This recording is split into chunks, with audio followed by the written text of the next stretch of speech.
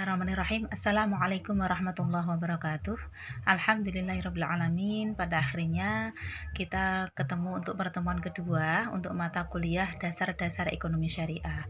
Sebagaimana yang pernah saya singgung sebelumnya, bahwasanya mata kuliah dasar ekonomi syariah ini memang sengaja diberikan untuk Anda yang ada di Fakultas Syariah, meskipun panjenengan bukan dari mahasiswa FEBI, tapi Anda diberikan bekal untuk mengenal apa yang dimaksud dengan ekonomi syariah. Karena nantinya prospeknya ke depan, hakim-hakim di pengadilan agama itu juga harus mampu menyelesaikan sengketa-sengketa di bidang ekonomi syariah. Oleh karena itu, panjenengan selaku mahasiswa syariah harusnya sedikit banyak tahu bagaimana prinsip transaksi atau akad yang terjadi dalam ekonomi syariah. Oleh karena itu, pada kesempatan kali ini kita akan mulai materi pertama, bicara mengenai apa sih konsep dasar dari ekonomi syariah, kemudian apa sih bedanya dari ekonomi syariah dengan ekonomi konvensional, kemudian karakteristik berikut prinsip dari ekonomi Islam itu sendiri apa. Oleh karena itu, mari kita awali perkuliahan ini dengan membaca habis basmalah. Bismillahirrahmanirrahim. Mudah-mudahan apa yang saya sampaikan nanti bermanfaat dan bisa dipahami. Baik, kita akan masuk kepada materi pertama. Untuk mencapai falah itu apa? Kesejahteraan baik di dunia maupun di akhirat. Ini definisi ekonomi dalam ilmu ekonomi Islam. Di situ sangat kentara sekali bahwasanya orang dalam melakukan aktivitas ekonomi itu tidak semata-mata untuk mencari keuntungan, akan tetapi bagaimanapun aktivitas yang dia lakukan agar memperoleh kebahagiaan, kesejahteraan, keberuntungan bukan hanya di dunia tetapi juga di akhirat. Nah, selanjutnya, sesuatu aktivitas itu dikatakan sebagai aktivitas ekonomi ketika aktivitas itu dilakukan secara kolektif atau lebih dari satu atau secara kelompok atau bersama-sama. Contoh sehari-harinya bisa kita nikmati bersama. Contoh ya, untuk sekedar bisa makan nasi saja. Aktivitas ekonomi apa yang sudah jenengan libatkan? Orang mau sekedar makan nasi saja, banyak yang terlibat. Para petani, kemudian nanti kalau sudah padi ditanam, kemudian padi itu digiling. Nah, maka aktivitas ekonomi ini dilangsungkan secara kolektif, tidak secara individu. Maka disebut dengan ekonomi itu adalah ketika aktivitas itu dilaksanakan secara kolektif. Baik, kita lanjut. Masuk kepada pengertian mengenai apa kemudian ketika kita lanjutkan kalimatnya, ekonomi dalam Islam. Ekonomi dalam Islam itu adalah ilmu yang mempelajari segala perilaku manusia dalam memenuhi kebutuhan hidupnya dengan tujuan memperoleh falah atau kedamaian dan kesejahteraan dunia dan akhirat. Artinya apa? Perilaku manusia di sini tentu ada batasan-batasannya, sehingga batasan-batasan perilaku yang harus dilakukan oleh umat Islam itu tujuannya semata-mata untuk memperoleh kesejahteraan di dunia dan di akhirat. Kira-kira seperti itu. Jadi karena ada embel-embel kata Islamnya di sini loh, orang ketika melakukan aktivitas ya harus berlandaskan syariat Islam. Nah, kita masuk kepada definisi ya. Ada banyak definisi dari para ahli. Di sini. Oke, berikutnya setelah kita mempelajari definisi terkait dengan ekonomi Islam sudah, kemudian sedikit pembeda untuk membedakan apa itu ekonomi Islam dengan ekonomi konvensional, paling tidak sudah tergambar kalau dalam ekonomi konvensional itu pokoknya untuk meraup keuntungan yang sebanyak-banyaknya. Apakah ekonomi Islam tidak boleh begitu, Bu? Boleh, akan tetapi kan tetap ada batasannya. Bahwasanya orang mencari keuntungan itu harus mengindahkan batasan-batasan agar bagaimana kita itu tetap keselamat dunia dan akhirat, tidak hanya mengejar keuntungan yang sebesar-besarnya.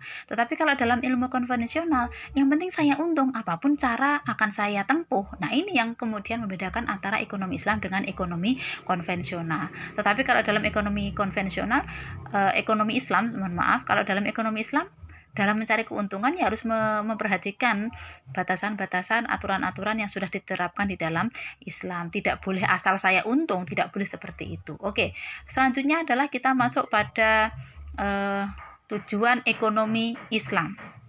Ya, tujuan daripada ekonomi Islam itu adalah mempunyai tujuan untuk memberikan keselarasan baik kehidupan di dunia. Ya, jadi untuk memberikan keselarasan bagi kehidupan di dunia. Nilai Islam bukan semata-mata hanya untuk kehidupan seorang muslim saja, tetapi seluruh makhluk hidup di muka bumi ini. Ini luar biasanya ekonomi Islam, bahwasanya ekonomi Islam itu tidak boleh egois. Tidak boleh kemudian bahwasanya dalam melakukan aktivitas ekonomi itu kemudian kita menyakiti, mendolimi orang yang di luar agama kita, atau kita melakukan aktivitas ekonomi tetapi harus menyakiti makhluk hidup yang lain selain manusia, misalkan binatang, misalkan alam. Tidak boleh melakukan kerusakan di muka bumi ini. Jadi nilai Islam itu tidak hanya untuk kehidupan muslim saja. Banyak orang yang salah paham ya dalam memahami kaitannya dengan melakukan aktivitas ekonomi itu, apa-apa boleh Ibu kita itu melakukan aktivitas ekonomi bersama dengan orang-orang non-muslim? Jawabannya boleh ya. Rasulullah saja itu bicara karakteristik masuk kepada prinsip ekonomi Islam. Ada banyak prinsip ya, prinsip patokan dalam ekonomi Islam. Nanti coba kita sampaikan satu persatu. Yang pertama adalah sistem prinsip kerja. Islam, di dalam Islam itu menghendaki umatnya itu untuk menjadi orang kaya. Silakan bekerja, ikmal li dunyaka ka'annaka ta'isu abada. Bekerjalah untuk duniamu seakan-akan engkau itu hidup selamanya. Jadi dengan perintah aqimis sholah wa atuz zakah, kita harus cermati kata-kata wa atuz zakah, tunaikanlah zakat. Lah kalau umat Islam itu ngelemprek, lemes, tidak mau bekerja, tidak semangat, lalu bahasa Al-Quran itu menyapa siapa? Tunaikanlah zakat.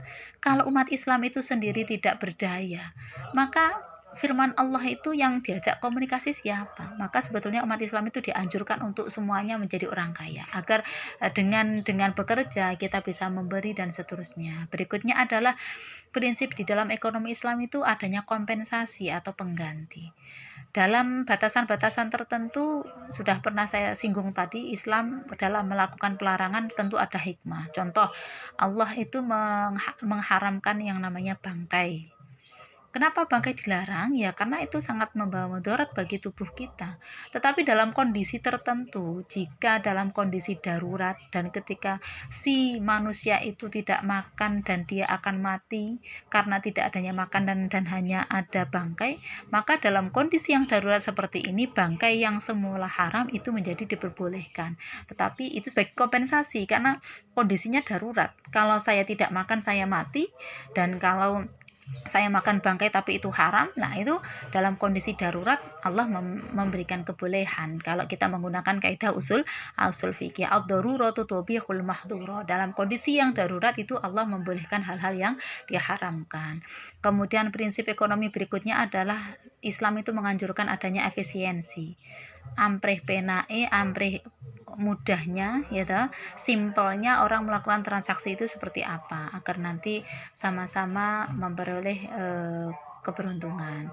Kemudian yang berikutnya adalah prinsip di dalam ekonomi Islam itu mengajarkan adanya sikap profesional. Profesional itu kalau bahasa dalam ekonomi Islamnya sebetulnya amanah ya. Jadi orang dalam melakukan aktivitas ekonomi itu harus amanah, harus profesional. Kemudian prinsip berikutnya adalah kecukupan. Cukup itu adalah artinya kita tidak berlebih-lebihan. Yang penting kebutuhan yang paling mendasar terpenuhi, tidak berlebih-lebihan, itu prinsip dalam ekonomi Islam. Kemudian adanya pemerataan kesempatan. Sebetulnya pemerataan kesempatan itu equal opportunity itu sebenarnya terwujud dengan adanya sistem zakat yang sudah saya sampaikan tadi. Jadi pemerataan kesempatan, orang yang semula tidak punya uang tetapi dengan adanya pembagian zakat akhirnya orang memiliki kesempatan untuk bisa memiliki rezeki melalui jalur adanya zakat tadi. Kemudian prinsip berikutnya adalah prinsip adanya kebebasan. Tadi sudah disinggung bahwasanya di dalam Islam itu mengakui adanya kebebasan kepemilikan. Bebasnya orang Islam itu bukan bebas tanpa batas, tidak. Tetap ada batasan-batasan tertentu yang ada di dalam syariat Islam. Prinsip berikutnya adalah di dalam ekonomi Islam itu menerapkan adanya prinsip kerjasama. Nanti di semester 4 ada mata kuliah lembaga keuangan syariah, ada produk-produk di lembaga keuangan syariah, nanti sistemnya ada yang menerapkan sistem kerjasama seperti produk mudorobah, murabahah, dan seterusnya, nanti kita bisa pelajari bersama. Artinya di dalam Islam itu sangat menganjurkan adanya kerjasama antara manusia yang satu dengan yang lain, tidak saling menindas, tetapi adanya kerjasama. Apalagi ruhnya Indonesia itu luar biasa yang menerapkan prinsip gotong royong atau kerjasama. Berikutnya, prinsip persaingan. Islam itu memperkenankan mengenal adanya prinsip persaingan. Monggo boleh bersaing, tetapi bersaing secara sehat, tidak melakukan bentuk kezaliman, tidak melakukan bentuk horor atau tipuan, dan seterusnya. Kemudian prinsip berikutnya adalah menerapkan sistem keseimbangan. Ya, keseimbangan itu bisa dijelaskan dengan pengertian banyak begitu. Kemudian solidaritas. Jadi solidaritas itu ya di antaranya sebetulnya bisa terwujud dengan adanya kewajiban zakat tadi. Kita bisa mana yang membutuhkan, dia ada yang membutuhkan, ada yang memberi. Jadi disitulah terwujud adanya prinsip ekonomi Islam yang sangat syarat dengan kemanusiaan. Kemudian berikutnya adalah Islam itu prinsip ekonominya adalah mengajarkan hidup hemat. Hemat itu bukan pelit loh ya. Hidup hemat itu berarti tepat sasaran, tidak bermewah-mewahan. Karena apa? Innallaha la yuhibbul musrifin. Allah tidak menyukai yang berlebih-lebihan, yang tidak ada manfaatnya. Kemudian information symmetry itu maksudnya adalah adanya keterbukaan informasi, sehingga ketika ada informasi itu tidak menyembunyikan dan seterusnya. Baik, berikutnya adalah kita masuk kepada nilai dasar sistem ekonomi. Tidak saya bacakan, silahkan dicermati sejenak. Nilai dasar sistem ekonomi itu secara kepemilikan itu bagaimana, kemudian dari nilai keseimbangan atau equilibriumnya itu bagaimana, keadilan seperti apa, silahkan maksud adil itu bagaimana, itu bisa dipahami dari poin nilai dasar sistem ekonomi ini. Baik, saya anggap cukup untuk mata kuliah kita pada kesempatan kali ini, karena tema kita pada kesempatan kali ini diantaranya Anda harus mampu bisa membedakan apa itu ekonomi konvensional dan apa itu ekonomi Islam. Maka setelah menyimak video presentasi kali ini, jenengan saya harapkan melihat postingan materi dari saya di website e-learning IAI Ngawi. Saya memposting artikel terkait dengan sistem ekonomi Islam dan ekonomi konvensional. Silahkan dibaca, kemudian dibuat resume apa sih sebetulnya inti dari ekonomi Islam dan ekonomi konvensional. Kira-kira itu yang bisa saya sampaikan, mudah-mudahan bisa dipahami dan bermanfaat. Kita akhiri dengan baca hamdalah. Alhamdulillahirabbil alamin. Kurang lebihnya mohon maaf. Assalamualaikum warahmatullahi wabarakatuh.